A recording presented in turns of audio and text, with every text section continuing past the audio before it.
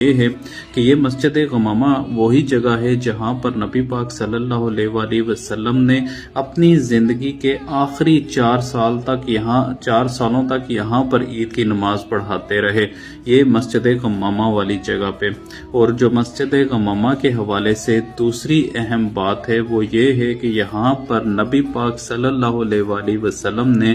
نماز استسقاء پڑھائی تھی، جو کہ ایک سپیشل نماز ہوتی ہے جو بارش کے لیے پڑھائی جاتی ہے۔ اور جو ہی نبی پاک صلی اللہ علیہ وآلہ وسلم اپنی نماز مکمل کر چکے، ساتھ ہی بادل یہاں پر نمودار ہوئے اور بہت بارش برسی پورے مدینہ المنورہ میں۔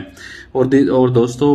اس مسجد غمامہ کے حوالے سے جو تیسری اہم بات ہے وہ یہ ہے کہ یہاں پر ہی نبی پاک صلی اللہ علیہ وآلہ وسلم نے غائبانہ نماز جنازہ پڑھائی تھی، اور یہ غائبانہ نماز جنازہ جو تھی وہ نبی پاک صلی اللہ علیہ وآلہ وسلم نے نجاشی کی پڑھائی تھی۔